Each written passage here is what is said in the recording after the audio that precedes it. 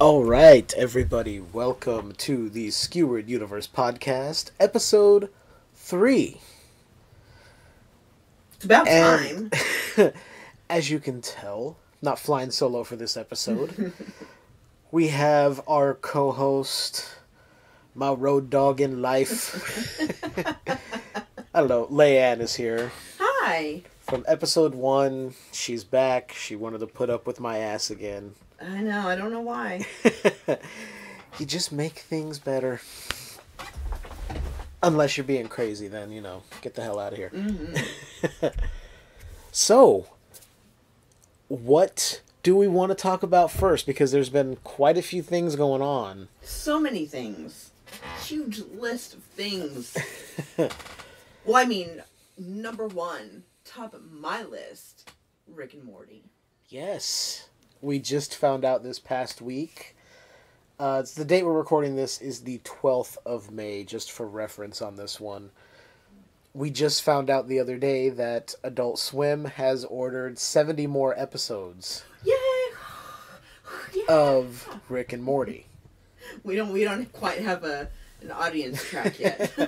Not yet. We're working on it. We just got to sneak into some poor... Well, there's not really live studio audiences. It's mostly canned laughter. I'm sure we can find that somewhere. But yeah, a 70 episode order, which gives them a number of more seasons. Mm-hmm. Very excited. It's like an unprecedented deal they struck. I wonder if they already had started working on episodes.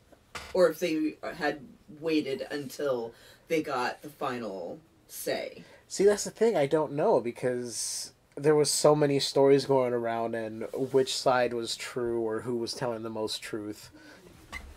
We don't know. Mm-hmm. But they were saying they hadn't started because they weren't sure they were getting that 4th season, so production was kind of in limbo. But then again, they could have been working on some things. I hope that they started early so that they could get the ball rolling and we can get our next season right now. I want it right now. Yeah, you're not going to get it right now, but I mean, animation takes a while. Yeah, but I'm very excited. I'm one of those fans that I'm ready now. Let's go. Yeah, lots of people are. Unfortunately, the show also has a lot of asshole fans, but that's an entirely different topic. But yeah, 70 episodes. I mean, that's huge. Yeah. How many episodes have been in each season? I think the first season was 13, and then 2 and 3 were only 10 episodes, I believe. Okay.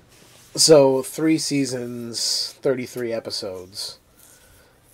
That's going to be a lot of seasons. So 7 seasons, or 70 episodes could equal about 7 seasons, if not more, if they were to cut the length of the number of shows down. Mm-hmm.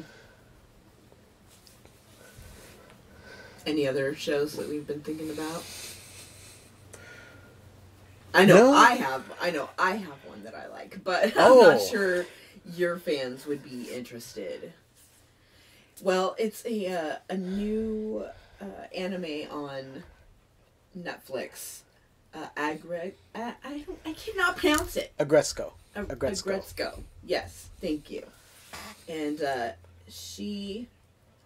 wish I had the page up, but my internet wasn't working. But basically, she's this little red panda that works in this office. I think she's maybe an accountant. She's in the accounting department. Yeah, and she's very sweet. She does her job. She, very mellow, mild-mannered little panda.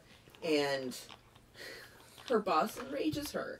And so she secretly does death metal karaoke as a way of coping with her boss. And hilarity ensues. It's very cute. I'm glad that we watched it together because I enjoyed it. It's so funny. I think a lot of my friends identify with her character. Right. And, sometimes your boss makes you a little homicidal. You can't really kill people, so just go do some karaoke, put on some death metal. Yeah. Work your shit out. Works for her. Yeah, it was funny because when I saw you watching it before we went back and watched it together from the beginning, you had started. Yeah. And I was like, wait, I know I've heard that character name. And it was just weird to me to find out it's one of the Sanrio characters, like Hello Kitty and all that. Yep. Because it is so far the other direction. You're like... It's still cute. It's not like it's bad or rude or anything like that. It's no. It has really it has some adult language when they do the English dub. A little bit. Yeah, the dubbing is a little strange because you explained it better before. The dubbing was in English, but the subtitles were an English translation of the Japanese. Mm-hmm. So it was very proper and sometimes... Excuse me, I felt like my voice was getting weird there for a second. Sometimes, like, a longer version of what they said. Mm-hmm. So it was just really weird because I'm reading subtitles and listening to them talk, and I'm like, okay, the two aren't really closely related. No, because it'll be like an English slang for something. Mm-hmm. I just whistled when I said English. Funny. Leaving it in. There's no editing here. Except this part. And then reading the subtitles was throwing me off. Yeah. So it was really distracting. But it was also weird that when you started watching it the first time, it was different. It was Japanese with English subtitles. Mm-hmm. And then when we went back to it, it was English with English translated from Japanese subtitles. Like, wait a minute, I'm completely thrown off now. Yeah, I noticed that they had changed it. I wonder why they did that. I don't know. It's weird. With stuff like that, I kind of prefer listening to it in in whatever language it was filmed in, or recorded in, and then reading the English subtitles. Yeah, I prefer it that way. It seems I get a better picture for what's going on. Mm-hmm. And plus, it's nice to hear the original voice actors. Exactly, because they were specifically chosen for that part. Exactly. Mm-hmm. Exactly. So I've got something I want to talk about. Excitement. Because I took last Friday, the 4th of May, off. Not just because it was Star Wars Day, but I wanted to go to the movies. So, of course, I went and saw something that everyone is talking about. Lady Bird. I'm kidding. That is not a movie I'm going to talk about here because I don't even know what the hell it's about. But Avengers Infinity War is what I got to see. Yeah. But before the movie, I got to see a few trailers. One of them I had seen before, but it was fun to see it on the big screen. Mm-hmm. Because it just means we're that much closer. But I saw the theatrical version of the Venom trailer. Now, I had seen a version on YouTube, and on a TV, you kind of lose a little bit of the scope of what's happening. Technically, I watched it on my phone, but... So, Venom is the story of the Spider-Man villain taking over Eddie Brock. But they have Tom Hardy playing that character in this movie. Tom Hardy's great. The trailer looks like it could be a really fun movie, but it is Sony, who has... Does that mean? Okay, Sony did the first 3 Spider-Man movies directed by Sam Raimi with Tobey Maguire. I like those. They screwed up the 3rd one by getting way too involved in the production of the film. Mm-hmm. Like, telling Sam Raimi, well, we need a second villain. Well, you're going to do this. You're going to use Venom as your villain. He had a whole plan for everything, and they're like, yeah, but you're going to do this. Yeah. And they screwed up that film. Then the next 2 Spider-Man films, The Amazing Spider-Man and Amazing Spider-Man 2, which had Andrew Garfield as Spider-Man, were mediocre at best.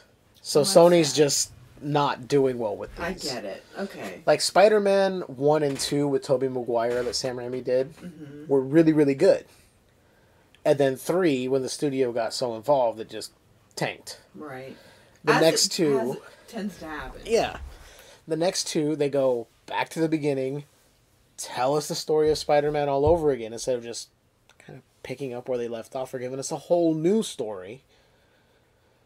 It's like, okay, well, we've already seen that. Mm-hmm. But then we had Spider-Man Homecoming, which was Marvel coming in with Sony and going, hey, let us do our thing. Kind of telling them, you guys have proven you can't really handle Spider-Man, so you just sit over here and play nice in the corner in the playpen and let the grown-ups handle Spider-Man who know what we're doing. And they nailed it. So going back to Venom, it has me worried that they're going to... And I don't know a lot about Venom. I don't read a lot of comics. I know the characters from the cartoons in the 90s and shit like that. But a part of me is like, Sony could really fuck this up. It looks cool. Tom Hardy looks like he's nailing the part, which he does pretty much anyway. But it's just Sony looming overhead like, hey, the reputation with them is not all that great. Yeah, well, I didn't know that. Well, so that, hopefully you'll be pleasantly surprised. I'm excited for it, but I'm keeping my expectations super low, so I won't be disappointed if it is shit. Right. But then, and I don't remember all the trailers that I saw, because it was over a week ago. They played a Deadpool 2 trailer, and it was fucking awesome. Because I could not wait for this movie. And this is the first time there's a part in the trailer where Cable, played by Josh Brolin, who Deadpool is essentially fighting against in this film. Okay, that's different, because I do like him. Yeah. Okay. He's choking him out, and he goes, "Oh, you're so dark. Sure you're not from the DC universe?" Whoa. And I wanted to laugh so hard in the theater. Mind you, there's only about 8 of us in the theater, because it's 10:30 in the morning on a Friday. And I wanted to bust up laughing so hard, because I was like, that's the kind of humor we get. That's just, it was perfect. The trailer was amazing. It made me even more excited for it. I wish I could say I am. And it's one of those things, just because you like the first one, the second one may be too much of the same humor for you and be like, fuck it, I don't want to see it. Just, I'm so hard to please when it comes to comedy. With the first one, it wasn't as bad as I thought it was going to be, but it was still a little much. However, when you say, who's it, Josh Brolin? Yes. Yeah. Okay, I can maybe go see it for him. Yeah. Yeah, he's good. I mean, speaking of Josh Brolin anyway, this guy's in 2 of the possibly biggest comic movie releases this year. He's Cable in Deadpool 2 that's coming up. Mm-hmm. But he was Thanos in Avengers Infinity War. So he's double dipping in the Marvel world between 2 different studios here. But if Disney acquires Fox, then it'll be the same. But. Okay, so Fortnite. I don't think I know what that is exactly. Yeah, speaking of Thanos, they recently released, I guess, an update for the game where if you hang around for, I think it's like 3 minutes after you jump off the bus to deploy into the world, there's what appears to be like a meteor coming in. Mm-hmm. Well, it's the Infinity Gauntlet, which is what Thanos wields to hold the Infinity Stones, which gives him absolute power over the universe, and he can wipe out whoever he wants. So they put this in the game. So I watched a video of a YouTuber named H2O Delirious playing this game. And he went, found the gauntlet, put it on, was the Thanos character in Fortnite. Which, for those of you that don't know, real quick segue, Fortnite is like this. You can play in a Battle Royale mode, where you can be on a team, or you can be solo, and you're playing against other players. And your goal is to make it to the end to win everything. You want to be the last man standing, essentially. Okay, that makes sense.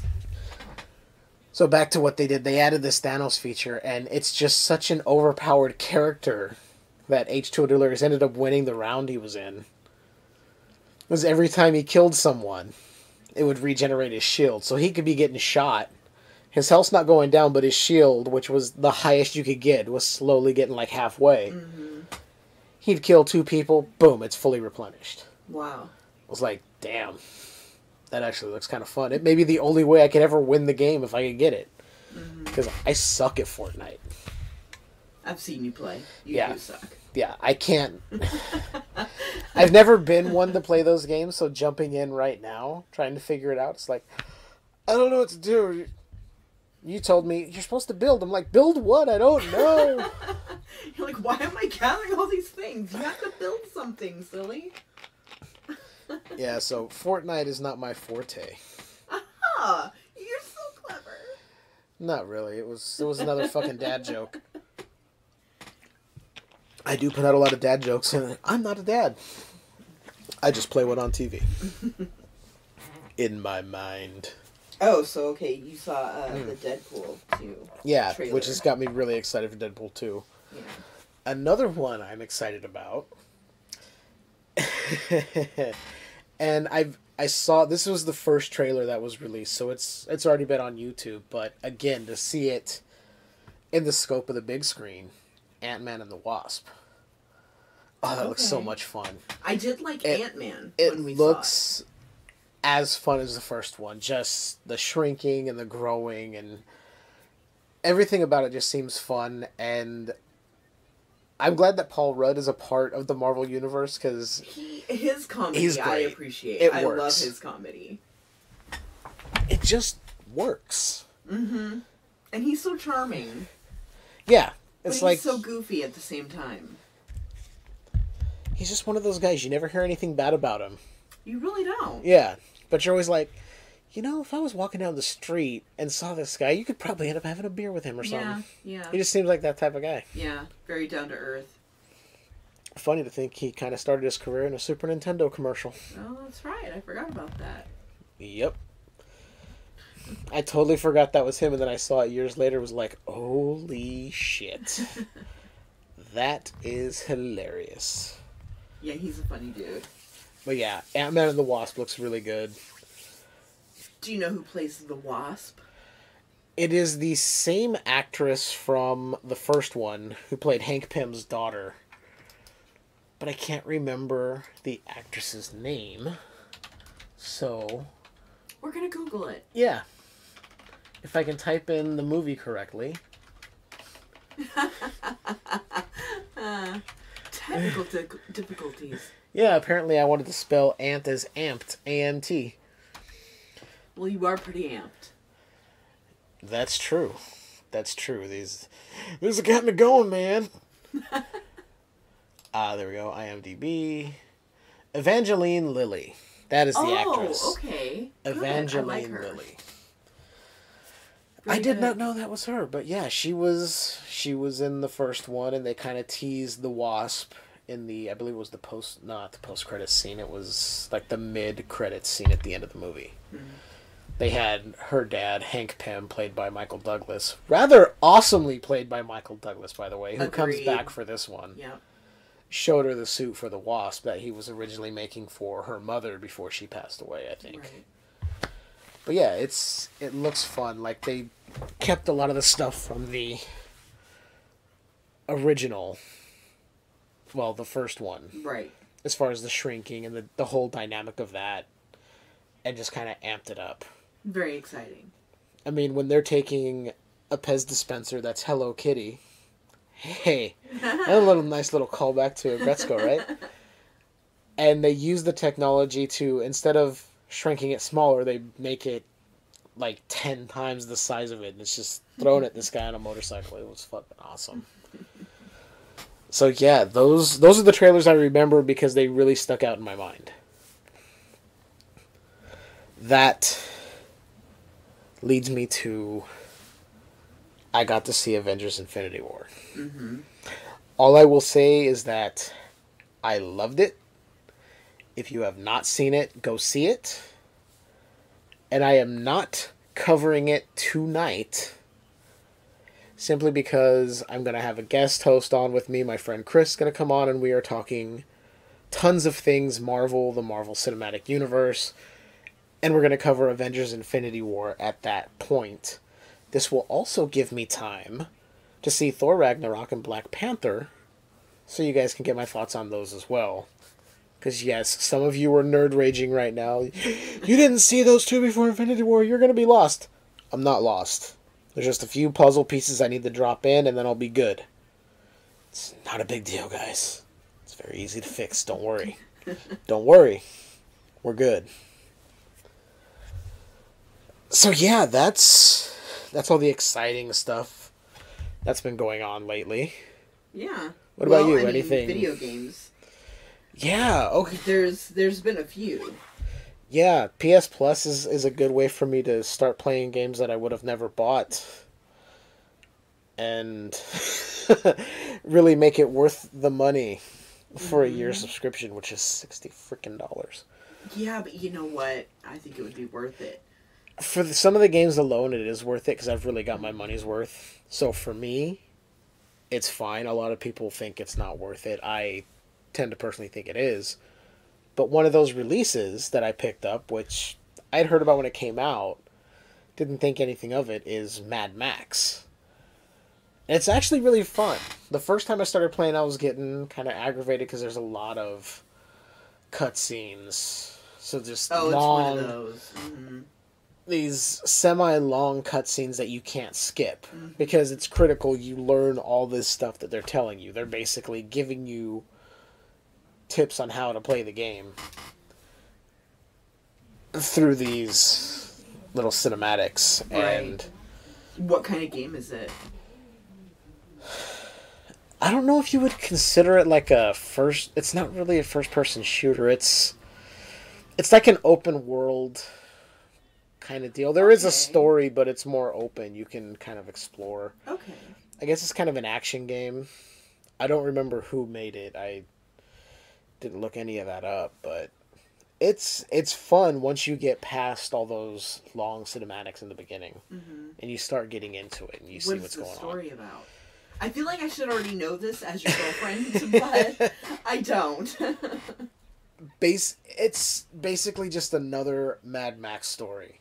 Desolate wasteland, post-apocalyptic world. Okay. Gasoline is a precious resource. I hadn't seen Mad Max, so I hadn't sure either. What it was about. I've never seen the first one, or Thunderdome, or the newer one, Fury Road. We need to put that on the list. We're going to put them on the list, and we're going to see them. Because then I think I would have a better appreciation for the game. But I do think the game is fun. And speaking of fun, I got to check out the official trailer for the recently released Donkey Kong Country Tropical Freeze for the Switch. It looks really fun. It looks really, really fun. Because I hadn't seen anything leading up to it. I only heard reports about it. So I was like, okay. I had seen some screenshots here. I'm like, okay, it looks kind of cool, like the original on Super Nintendo. Oh, but it looks so much more fun. It honestly, it looks really easy to play. Not I don't mean easy. Not like it's going to be a breeze to get through. But like the controls are easy to figure out, and plus the UI was just really pretty. I like what they did with it. It looks very classy and simple, yet I really don't know how to explain it. It's just really neat to look at. Yeah, they really did the depth of field, so you can kind of see like how far back the background is away from them and stuff like that. Everything looks smooth, and that is one thing I'll say about the Switch. The games that are made specifically for the Switch, these new releases, and I'm including games across the board that are released on all major consoles and PC. The controls are really smooth and really easy to learn from my experience. Some of the digital games like Punch-Out, there's a little bit of a learning curve because you got to figure out what everything does. But you can pick up a controller and play Mario Odyssey, not having ever played it before, and you figure out the controls relatively easy. Yeah. So Donkey Kong Country looks like it's the same thing, and it looks like it's going to be so fun. I want to get it. I think you should get it. As a matter of fact, Eddie was asking me last night, we were hanging out with them, if I had got it yet. And I told him no, but I wanted to. But the day I might have picked it up, Best Buy didn't have a display for it anywhere in the store. That's strange. The day of release, nothing. No signs promoting it or anything in the store. And I was like, that seems weird. So, yeah. I walked out of the store without buying anything, of course, because it's like, well, you don't have that. Bye. What are you I'm supposed out. to do? You know? Yeah. And then I'm excited to talk about the one game I saw you play. I don't remember what it was called, but it was kind of a choose-your-own-adventure type game. It was a demo for a game that is coming out soon. I don't remember the release date, but I think it's coming up towards the end of May. Detroit Become Human. Okay. Yeah. And what you saw me playing was and I don't know how much of the story is like this. I think it's all of it. You play as different androids. That's right. It was a demo, so you could only get so far. Right. So in this demo, you're playing this android who is called into this crime scene. There's an android that has gone haywire and has killed his family and taken the daughter of the parents of the people he killed hostage. Her parents were killed. Right. So you're sent in as this android negotiator, essentially. But you have to get all the clues throughout this demo they gave everyone to download. So you're collecting all these clues, but each clue that you collect can lead to a different scenario outcome. So I think I played it, 4 different times that night. Yeah. You played it a few times. And each time there was a slightly different outcome because you found a different clue, or you chose to pick up a weapon or leave a weapon. And it totally changed how things went down. And it's really cool.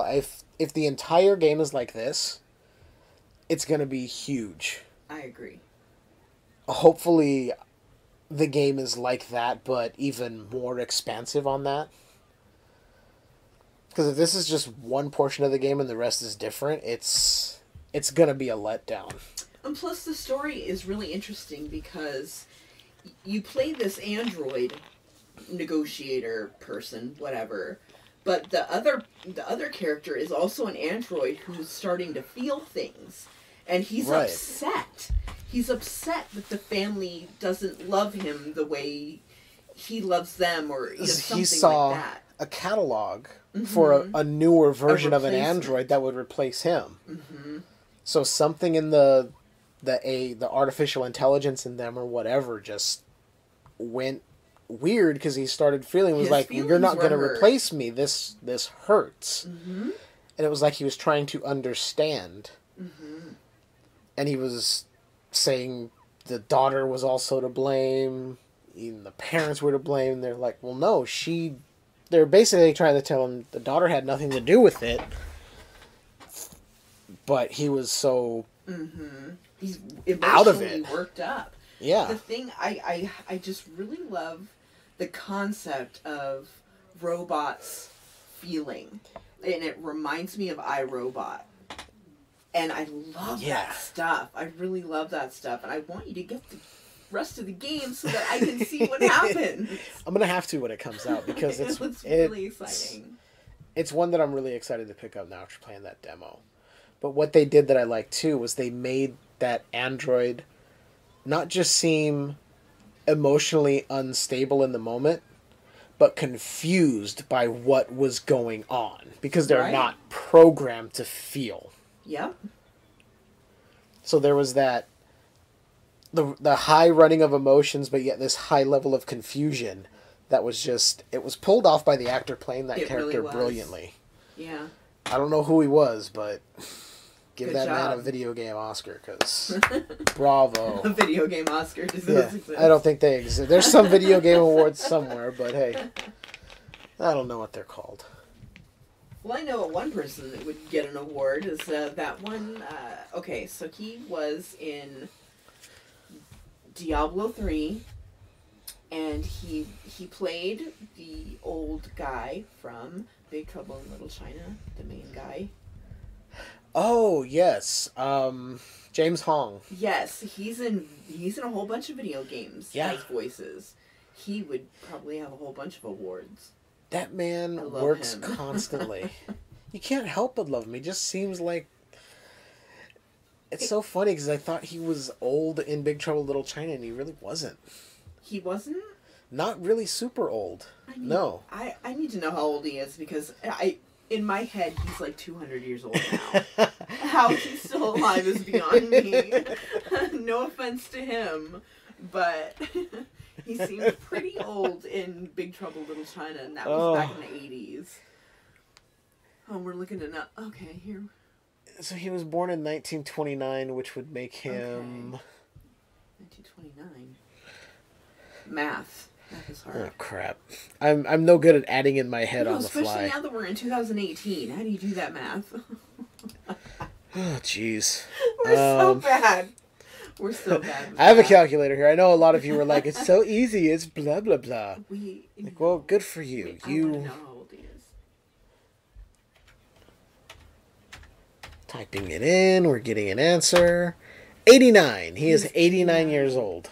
Okay. That's not bad, actually. And Big Trouble in China was 1986. Okay, 86. So... I love him. I know that's very off topic, but he needs to win some kind of an award. So he was 57 in Big Trouble in Little China. Okay. So... To us, he was old. Yeah. Yeah. Like now that we're, at our current ages... It's like, oh, that's not that old. But back then, I was like, oh, man, this guy's pretty old. Yeah. And then I saw him in other things. I'm like, wow. Wow, he's really old. He works a lot for being so old. And then it's like, now I'm like, oh, man, he's 89 now. Now he's older, but he's still doing stuff, apparently. I like him. But yeah, he would definitely win some awards for that because he's good. Mm-hmm. He is good. But yeah. Detroit, become human. Yeah, I give anyone who's got a PS4, download the demo, give it a shot. Yeah. It's definitely recommended. High recommend. Once you play that, I think you'll anticipate the game because I had no clue what the game was supposed to be. I kept seeing articles on it, hearing people talk about it. I'm like, well, what the hell is it? And then once you see the demo and you play through it, you're like, but got it. I'm the type of girlfriend that I like to watch you, my boyfriend, play video games. I just like watching it. It's like watching a movie, except my boyfriend's involved. It's great. But when you're playing this game, I became involved. I'm like, okay, well, maybe you should try doing this and this. And, well, I already tried that, so let me try this over here. It became us working together. Yeah, which was cool because... get this guy to let this little girl in the beginning, you were just kind of on your iPad, and then I kind of look over and you're watching a little bit, and then all of a sudden I look over, the iPad is down. And you're like, well, wait, what? What did you do this? Like, oh, I did that, and then this happened. So, yeah, it was funny to see the progression of you slowly getting more intrigued by what was happening. Yeah. At first, I was like... I don't put up with that shit. Just kill him. Don't negotiate. Don't negotiate with hostages. Don't do that. But then by the end, I'm like, okay, maybe he's emotional. Maybe you should try being empathetic with him. And it's just that whole process of trying to figure out how you can get this guy to let this little girl go. It was so much fun. Yeah, it was definitely fun. It was intense. After I was done, I was like, okay, I gotta step away for a minute. This is crazy. Yeah, very good. High recommend on that. Very, very high recommend. So we're just gonna keep the ball rolling. We got a big ball to roll. I got nothing. She won the punchline. She got it. So. We are going to talk about Marvel a little bit, but that's because I rewatched recently Doctor Strange. Now, I haven't talked about it anywhere, because the first time I saw it, I was just like, wow. But I didn't have a podcast or a blog or anything to post anything about it, so I commented on a couple of podcast pages that I follow. Was like, yeah, it was really good. I enjoyed it. So I watched it again, and I have a new appreciation for it. For those of you that don't know, Doctor Strange is a character that is a master of the mystic arts in the Marvel Universe. That's basically all I know. His nemesis is Dormammu in the Dark Dimension. That's pretty much anything I knew going into this movie. So when the movie starts, we see this character, Caecilius, and his followers going to this library with all these old, like, spell books. But they're specifically looking for a certain book and a certain spell within that book. Well, the librarian there tries to stop him. He gets overpowered, and you see in the shadows, he gets his head cut clean off. Just Done. They find the book they need, which we learn later on in the film is the Book of Cagliostro, but I feel like saying that now. They find the page for the spell they need, take it out, take off, only to be confronted by this figure with a yellow cloak. They start fighting, they're warping reality, they're going into like this crystal-like world kind of thing where reality can be reshaped and reformed, but it doesn't affect people in the real world. This whole fight goes down. Well, they end up getting away with the spell. This person in the yellow cloak just ends up walking down this street in, I believe it was London. You're like, well, shit, okay, what's going on? Cut to our main character, Dr. Stephen Strange, in an operating room performing brain surgery, but showing us exactly how cocky he is by having one of the nurses quiz him on music while he's performing delicate surgery because he's just that much of a badass of a surgeon that he's like, yeah, I can totally do music trivia while I'm messing with this guy's brain. No problem. I hated him so much. I hated him. Benedict Cumberbatch was so good at being so egotistical and just such an asshole. I feel like it's second nature to him. It makes you wonder, and I really don't want to think that of the guy because I actually really like him as an actor. So he's in there performing this brain surgery when a colleague of his, Christine Palmer, played by Rachel McAdams, love her, comes in and needs him to consult on an emergency patient she has in the ER who was shot, I believe, in the neck. And they were calling time of death. This other doctor, Dr. West, was like, well, no, we're calling it. He's dead. No brain activity. No signs of a pulse. Nothing. Let's go harvest his organs because he's a donor. Well, Doctor Strange comes over and is like, no, because this, and this could be happening. Which means the bullet was like leaching some sort of metal into the system which could cause all these symptoms, mimicking death. He goes in, once again shows us just how good he is with his hands and how badass of a surgeon he is. He just takes that bullet out without them having all the correct equipment in order. He's like, there's no time. We just got to do it. All the while mocking the other doctor, who was like, no, the person's dead.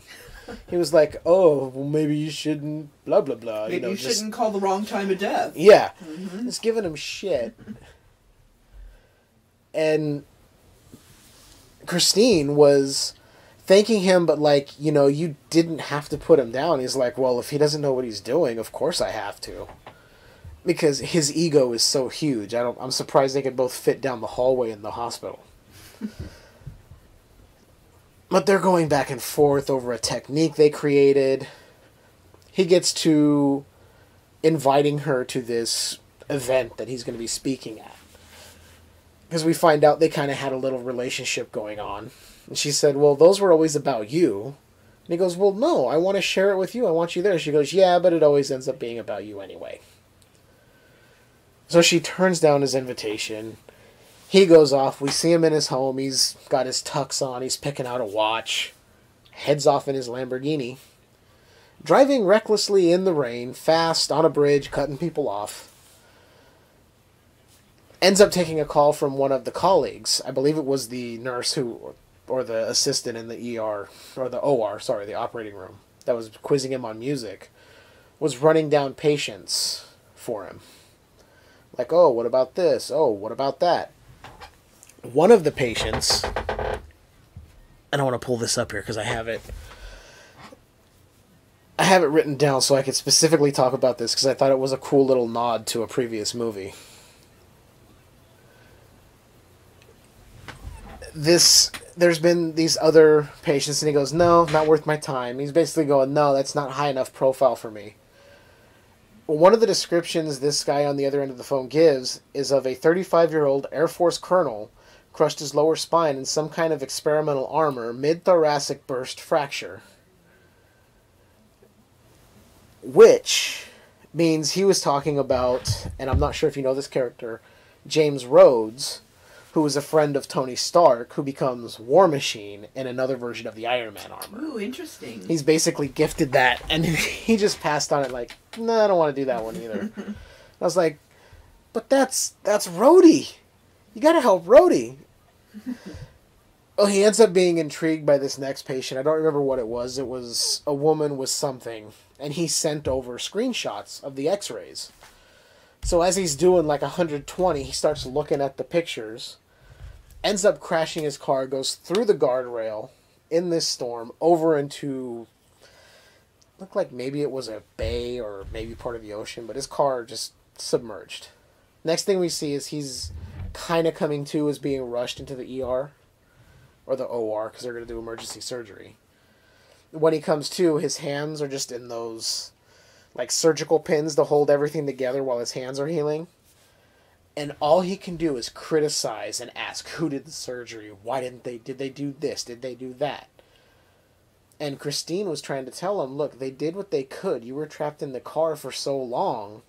You know that nerve damage sets in and becomes permanent after so long. It would have taken, this and that and the other. He goes, I could have done better. I could have made this happen. I could have saved these hands.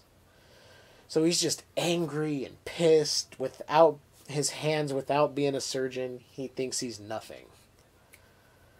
So he starts going through the motions of rehabbing, but he's also spending his money like a madman, trying to get anyone to give him some sort of experimental procedure or anything to fix his hands and give him his life back.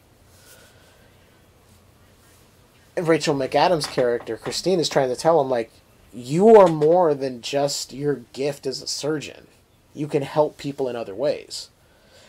He blows her off. No, I don't need you. You can just get the hell out of here.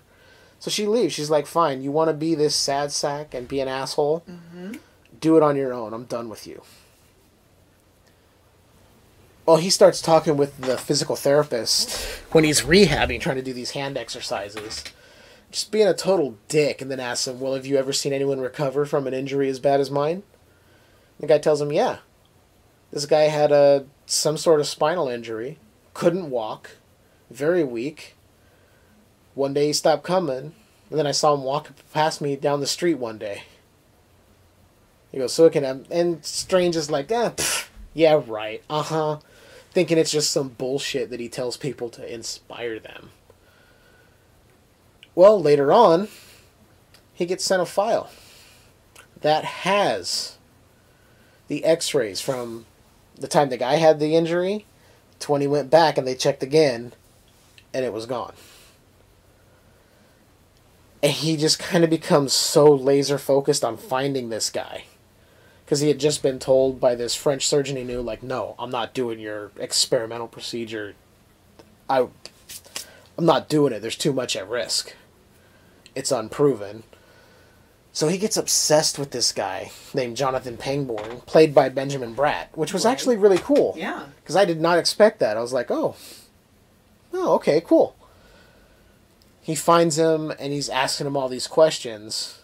And at first, Pangborn is like, I don't know what you're talking about, man. Kind of blowing him off. And then he remembers, he goes, oh, yeah, I came to see you for surgery on my spine, and you blew me off like I was nothing, so why should I even tell you? So Strange just kind of starts begging, even though he's not really doing a good job of it. He's like, oh, I can't, I need help. I need a miracle. Tell me. So he finally tells him, go to Comertage. That's what you're looking for. They'll help you find the miracle you're looking for, essentially. He books a one-way flight out there, goes to Tibet to find Comertage, is walking around, ends up being assaulted. Well, actually, he kind of started it, because they just asked for his watch, and he went to hit the guy. Mind you, with his recently surgically repaired hands, screams out in pain, they beat the shit out of him, for him to only be saved by a dark cloaked figure, who turns out to be Mordo from the temple at Comertage that Strange is trying to find. So he takes him there and he tells him, look, forget everything you think you know before you go in here. And have a little respect for people when you enter this place. So he goes in, immediately thinks this Asian guy is the Ancient One that he's seeking, which is clearly untrue when you see the beginning of the film. You know that's not the Ancient One, because that was the one fighting Caecilius, it turns out, when we see Tilda Swinton come in, offer him tea, and just kind of answer his questions from over off on the side, not coming into like the main part of the film like, well, no, I'm the in the frame. She's just over here talking like, oh, well, yes, blah, blah, blah, blah, blah. And he's like, oh. He's taken aback, I think, that a woman could hold such a high place. And a white woman at that. Yeah, which was controversial at the time of casting. Really? Mm-hmm. As the Ancient One in the comics, from what I read, because I've never read a Doctor Strange comic in my life, but from what I read online when this movie was... They cast a white woman to kind of avoid any potential racist overtones, but people took it the wrong way. Because the Ancient One, as portrayed in the comics, looked more like a Tibetan monk. The long white hair, the long white beard, typically Asian, and they didn't want to come off as culturally insensitive to that. Although so they're it like, we're made going it seem to, like they were whitewashing the character. But the producers of the film said, we feel that the Ancient One isn't so much a specific person as more of a title someone achieves. Okay. So it could be anyone. That makes sense. I'm like, that's a good enough explanation. But anyway, back to this. So Doctor Strange is being a jerk. He's being himself. She's talking to him about, what do you do when you fix a nerve? You do this, right? You have specific things you do. Well, what if I told you I could help you to reprogram that? To correct things, essentially to fix yourself from things that are wrong. And he's going, oh, there's no way, you can't do that. So she essentially sends him off through this interdimensional trip outside of his body, essentially. He's thinking he was drugged in the tea that he got. Is still an asshole after seeing all that. They kick him out. They're like, you're being disrespectful? Bye. Yep, and he definitely was. Yeah. Because he said, can you teach me? She goes, no. So then it just becomes him trying to beg his way back in. He's just staying outside the door, just waiting. So they finally go, fine. If you're serious about this, then you're going to do exactly what we told you. Forget everything you think you know. And you'll be taught, the mystic arts, essentially. So he's there, he's learning all this stuff. Still being kind of a jerk, but you can see it over time sort of lessen. Like, he's learning not to be such a dick to people.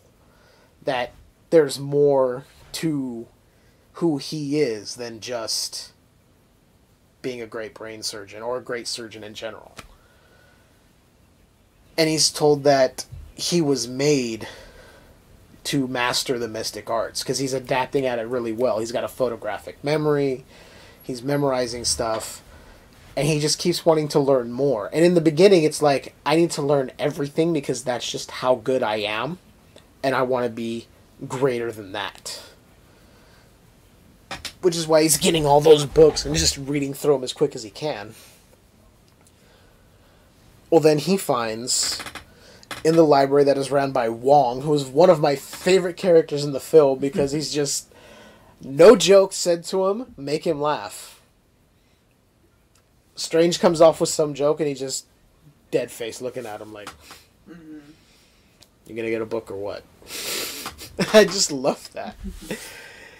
And he's played by an actor named Benedict Wong. So we had twice the Benedict in this movie. And it was brilliant. Oh, Strange starts reading more and more. He's mastering all this stuff, learning how to project himself into the astral plane. But they still want to teach him how to defend himself if he's going to be essentially a defender of our world from otherworldly threats. So Mordo, who is played by, I didn't say this earlier, I believe it's Chiwetel Ejiofor. I think I'm pronouncing that right. He's just awesome in this role. He was in the movie Serenity. He played the guy chasing the crew from the Firefly TV series that was on, I can't remember the name of the ship, but he was on there. He was really good there too. That was the first time I'd ever seen him in anything. But he's trying to teach him how to fight. And he picks up a staff and he goes, oh wait, why do you have a weapon? And he tells him that it's a relic. I think it was a relic? Yeah, which is something that's imbued with magic, essentially. He goes, well, when do I get mine? He goes, it'll choose you when it's the right time. So Mordo's trying to teach him, like, defend yourself using your powers. Don't just rely on a weapon. Well, he gets his ass kicked. Mordo kicks Strange's ass, and that sets him off on trying to learn even more. But not to be the typical Stephen Strange that we've known. He's trying to expand his knowledge. So he ends up in the library at one point. He sees this little, like, necklace. Well, he's told it holds what is called the Eye of Agamotto, which is one of the Infinity Stones, which factors into Infinity War later, but that's not what we're here to talk about. And he's immediately intrigued, and they're like, no. No one touches that. Stays where it's at. Well, Strange didn't want that because he wanted to know more. So he's creating these portals. They can make these portals that jump from place to place, and he's stealing books from the library that he's not supposed to steal behind Wong's back and reading up on all this stuff. But when the library's deserted, he goes in and grabs the Eye of Agamotto. He's like, well, nobody's around. This is the perfect time for me to check stuff out. So he's been reading so much and he's retained all this knowledge. He knows how to use the powers of this stone, which controls time. So he has an apple that he was eating, and he's reforming the apple and then making the apple wither away and make it come back whole again. Well, then he goes, wait a minute. They were talking about that page in that book of Cagliostro that was stolen by Caecilius. He grabs the book, sets it down, figures out he can turn back time to where the page is there. And he reads the spell that's there, only to be interrupted by Wong and Mordo. And they're telling him, whoa, out of bounds, dude. You crossed the line here. You weren't supposed to mess with any of that. Then they're asking him, well, how much of the spell did you read? He basically said all of it, or most of it, or something like that. Most of it. It was most of it. That's what it was. And they were basically telling him, you can't be messing with this stuff. You're diving into stuff you don't know. How did you even know how to use the eye? He goes, I have a photographic memory. I just remember it all. I've been talking for a while. Sorry. Yeah, it's only been 51 minutes and 18 seconds. I just felt out of breath there for a second. Oh, sorry. I'm trying to keep my mouth hydrated. Captivating. So, we learn that Caecilius and his zealots, to go back to them for a second, they found this spell which allows them to channel the power of the one they feel is the one true being that can give them everything they want, Dormammu, who resides in the Dark Dimension. Now, a quick little aside here, Caecilius, I believe, saw his family murdered, his wife and children. So he went to the Ancient One to learn, essentially, he was trying to learn, well, how can I get my vengeance? Because he showed up angry and just wanting revenge. Well, that never really left him. So he was exiled from Camartage. And he was like, well, if you can't give me what I want, I'm going to find someone who can. And he had followers that went with him, so they could find out how to get power from Dormammu, who's, like I said, is the big bad in the Doctor Strange universe. So they're going around trying to destroy the sanctums. There are 3 sanctums, I believe. It's Tokyo, London, New York. These are the 3 areas that they have to protect, which if these fall, Dormammu can come from the Dark Dimension and essentially destroy the world. That's what these guys want to do. That's what Caecilius wants to do because he feels it's just, and I'll get what I want, which Dormammu will make me and my followers immortal. We'll have everlasting life. Why can't anyone understand that? That is the greatest thing ever. That is the greatest gift. So obviously this guy's out of his fucking mind. But he's played by Mads Mikkelsen, which is just brilliant acting. He's brilliant. I've never seen Hannibal or anything that he's in, but he nailed this. I was blown away. So, they're using the power to try and get what they want. I believe it's was it the New York Sanctum that gets attacked? I'm trying to remember the end of the movie here, trying to figure out where it went. Yeah, I believe Strange ends up going back to New York. Seeing Christine, and she's like, wait a minute, where the hell have you been? You've been gone for months. He's like, I can't really talk right now. But, yeah, some stuff's going down. New York Sanctum's attacked by Caecilius and his zealots. He ends up, after dispatching the other followers of him, ends up throwing him into this weird trap that, like, tied him down and shit. I don't know. Strange put Caecilius in this trap. I did not make that clear. So everybody's like, where the hell did you go? And forgive me if I'm leaving parts out now, but I didn't rewatch it again before recording this. It would have been too much, but this is where Strange learns that... Oh! That's what the part was. He was taken to the New York Sanctum to show, this is where we defend. This is... And he's being walked through this library. Not really a library, like a little museum with all these relics and artifacts. And there's a cape in there that kind of is sentient. So it's kind of watching Strange as he's moving around. You're like, okay, that's weird. Then the Sanctum's attacked by Caecilius and his followers. So I'm sorry if I started to say this before. We backed up. We're correcting it. We're good. We're good. Strange, still being kind of new to his powers, can't really do a whole lot, but he's holding his own for the most part. But these guys are so strong that he's got to find other ways to defeat him. He sends one girl through this portal to a desert and ends up killing the other guy, or killing one, and then he traps Caecilius. I did enjoy that part. Yeah. And then Caecilius gets free after he's telling him all this, like, look.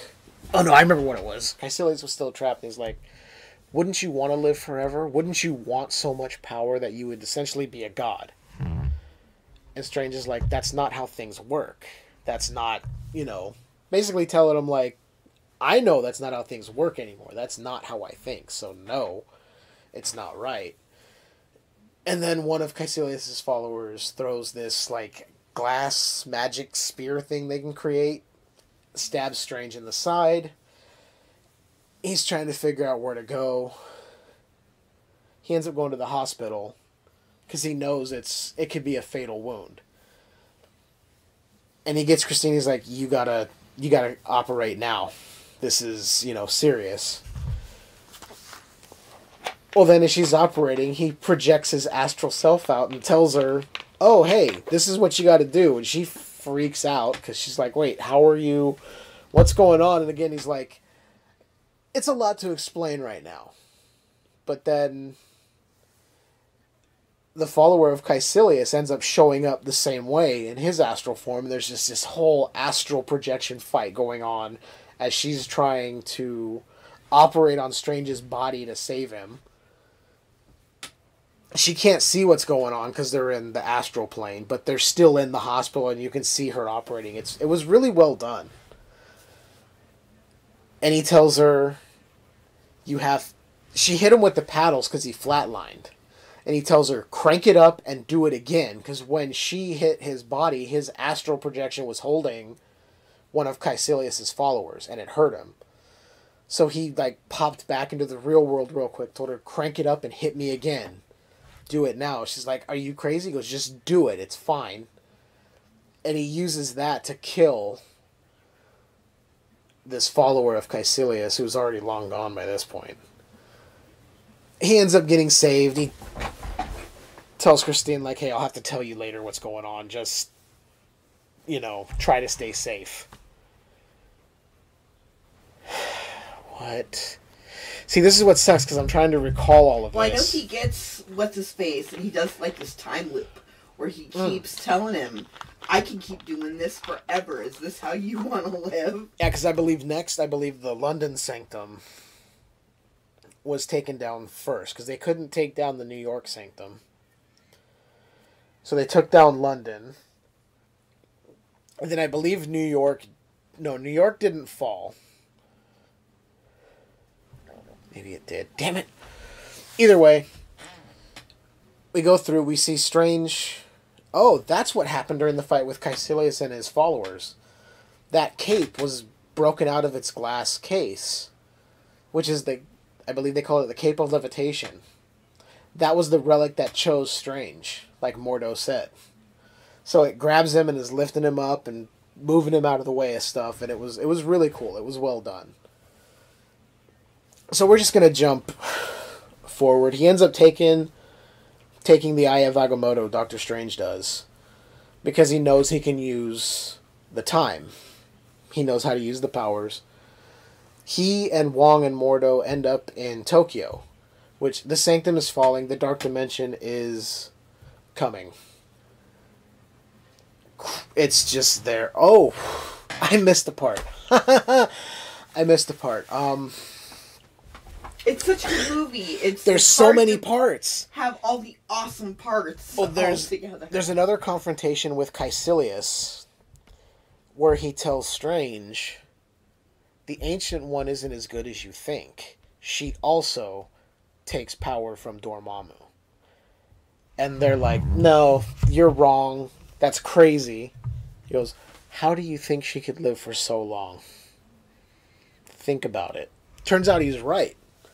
So then when the Ancient One shows up for this battle, she has the mark of Dormammu on her forehead, which Caecilius and his guys have, which I guess happens after the spell. And she's trying to explain, what better way to defend against this threat than to use his own power against him. And Mordo's like, no, that is not what you've taught us. He's having this huge conflict now because he looked up to the Ancient One so much. Again, I'm going to apologize for jumping all over here, but there's a lot going on in this movie. So Mordo is having this conflict, I can't trust you, yet you were teaching me this and you go against it, so what the hell were you training me for all these years that I've been here? Was it all for nothing? So he's having this conflict. The Ancient One ends up getting knocked off this building and just falls to the ground through this glass in New York. So Strange takes her to the ER to get operated on. Ends up projecting himself astrally to see where the Ancient One went, because he saw her spirit, essentially, going off. He's going, what the hell's going on? You need to get back in your body so you can live. They can save you. And she essentially says, my time's over. This is how it ends for me. But you are the next person to defend New York. They need you there. So you go back. And she's just gone. Which essentially, she was almost like passing the torch, you can do this. You don't need me. I've seen that I shouldn't have been channeling the power I was.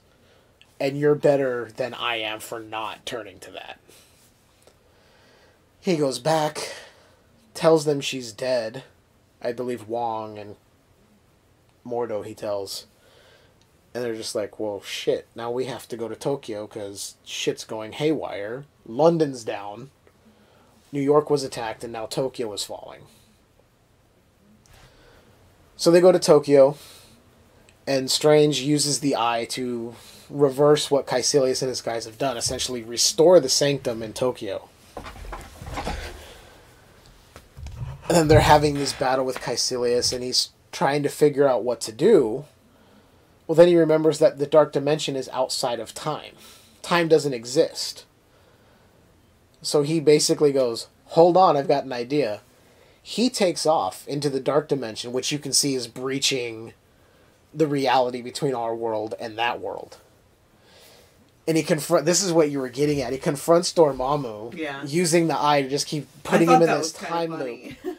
And you just hear, Dormammu, Dormammu, I'm here to bargain, I'm here to bargain. And then finally he catches on, he's like, wait, what is this? What are you doing? And he goes, I can break the time loop, but take your zealots off of Earth and stop this, and I'll end this time loop. Otherwise, you can keep killing me forever, and I can keep doing this forever. It will never stop. So Dormammu agrees to the bargain. Strange comes back behind him, and Mordo and Wong are like, wait, what the hell just happened? And he goes, oh, I made a bargain with Dormammu. And Caecilius is thinking, oh, pfft. Well, they end up getting sucked into the Dark Dimension. It closes up. Strange has saved the day with the help of Wong and Mordo. Excuse me. But Mordo was telling him, you went against the natural law of things. What you did wasn't what we swore to do to protect this world. I can't do this anymore, and he just takes off. And you're like, okay. Because he's very devoted to what he was taught, which now he feels was... destroyed. Yeah. A lie.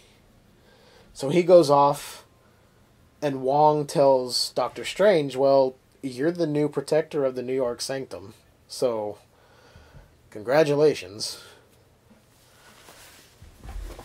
Isn't it around that point that What's-His-Face makes a joke? Yeah, he makes a joke, and I can't remember what the joke is, and Wong starts laughing. Yeah. It's not even a good joke. No.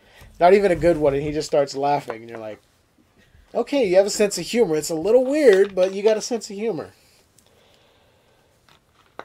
And essentially, that's where things end. I believe he does have a final discussion with Christine where he apologizes for how he treated her and, tells her she was right. There is more I can do to help.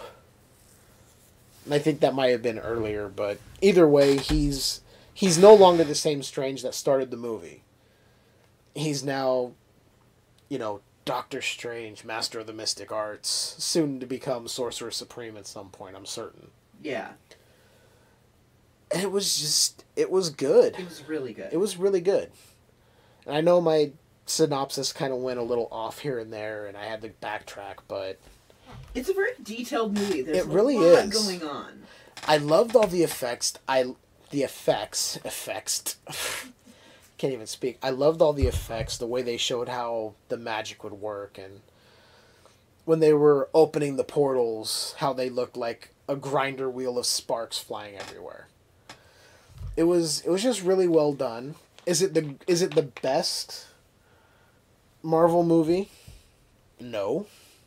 But it's still more fun than a lot of other movies I've seen. And it was intriguing. Like what? Oh, like Justice League. I wasn't going to name drop, but Justice League. Batman v Superman. Your mom's name is Martha? Mine is too. We're besties. Ugh.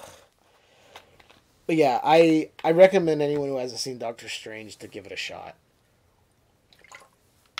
I know it's from 2016, but I had to watch it again, especially with Infinity War coming up. That, and I hadn't seen it at all, so... And you liked it. Yeah, You liked it was good. You didn't see all of it. You saw there were some little pieces here and there that you were like... I wasn't intentionally watching it. You were watching it, and then I realized that it was pretty good, and I kind of started watching throughout, so...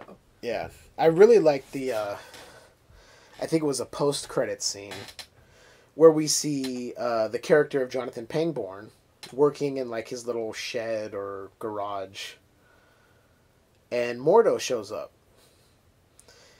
And he says, "Oh, what are you doing here? It's been a long time."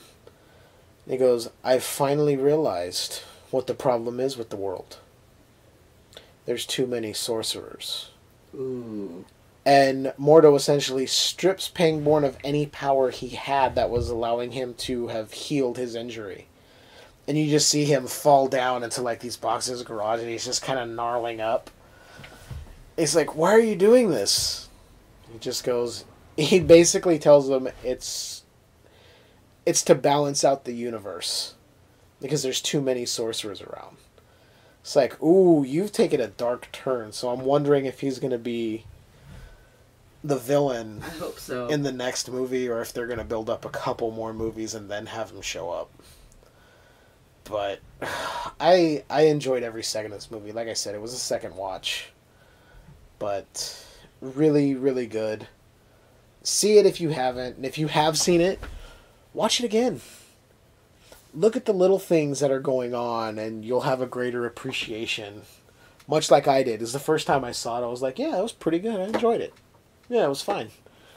And on a second watch, I really, really enjoyed it a lot more.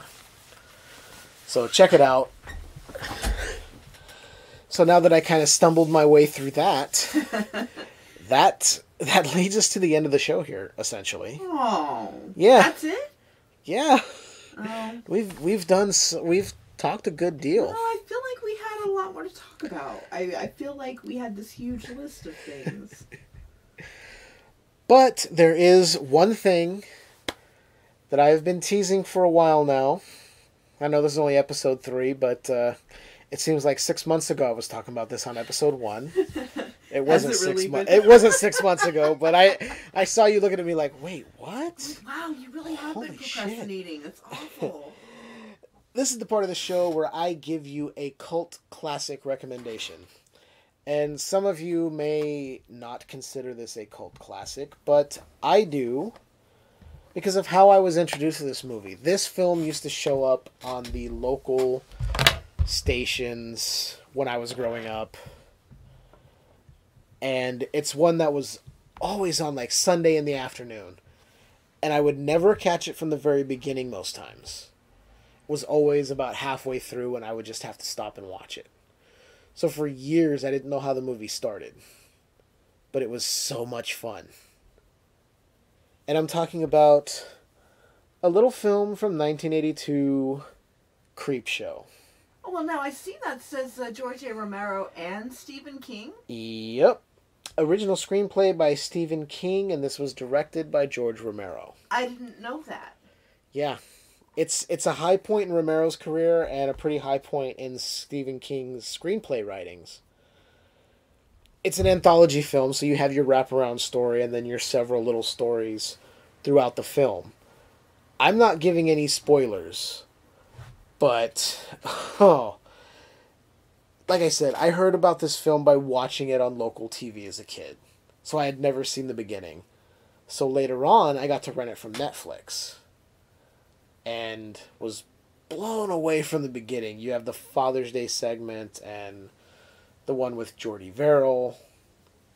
You have the Roaches. You have Ted Danson being buried in the sand at a beach by Leslie Nielsen. That's all I'm saying, because these stories are great. That doesn't sound familiar to me at all. I don't think you've seen it. I don't think I have. And I think the last time I watched it, you weren't here when I watched it. Oh, that figures. You might have still been living down in San Diego at the time. So it's been a while since I've seen it. Well, now I'm going to have to watch it. But I would say anyone who hasn't seen this, if you understand the anthology structure, you'll appreciate it.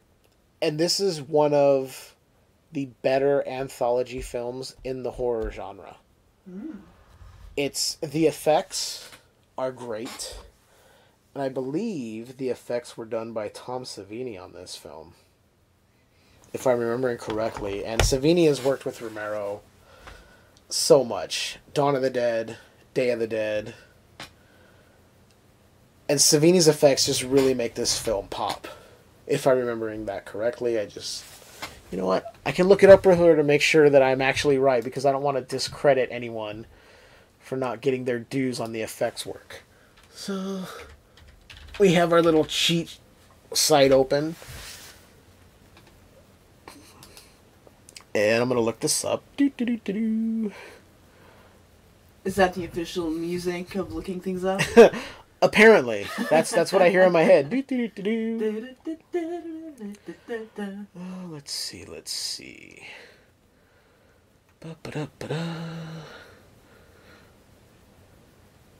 Oh, well. Why is it not... I know usually it has a crew, but it's not...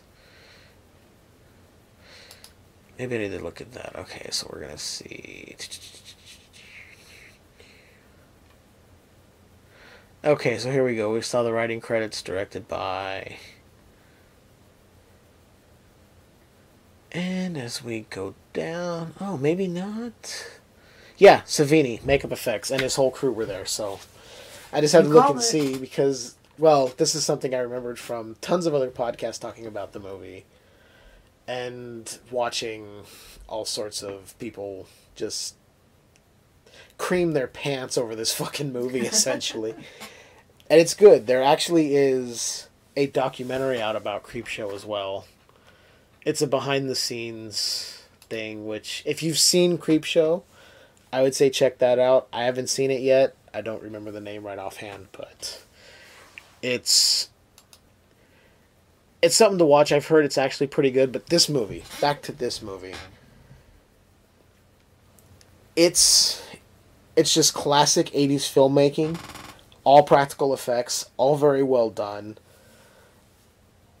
And this movie holds a place in my heart, because having seen it as a kid, and then seeing it now as an adult later on, it hasn't lost anything to me. It is still as good as the first time I saw it. Everything, the storytelling was solid, the wraparound was solid, the acting... Maybe not so solid? Stephen King's performance is fine, because it's kind of funny and quirky, but he's definitely not a great actor. But it works for this. As far as, if there was anything I could change about the movie, I don't really think there is. I mean, the weakest segment for me is the cockroach one, but it's still just creepy. To think that there's just roaches coming in from everywhere. Yeah. I'm not going to give any more than that, but it's like anything you could do to prevent it is not working. Ew. So it's like, ugh. It's not as scary as it is just disturbing and creepy. Like, oh, that would... No. For some reason, that's kind of reminding me of the movie Slugs. Yeah. Where you can't really prevent them from coming up, Yeah. It's kind of like that. But there's a little more to it, so it's a little... When you see it, we'll watch it soon, so you can see what I'm getting at. But Creepshow from 1982, screenplay by Stephen King, directed by the late George A. Romero. R.I.P. R.I.P. George. We loved your movies. You were good at what you did. That is one reason why Creepshow is the first cult classic recommend here on Skewered Universe Podcast. Dun, dun, dun. And that's it. That's it, guys.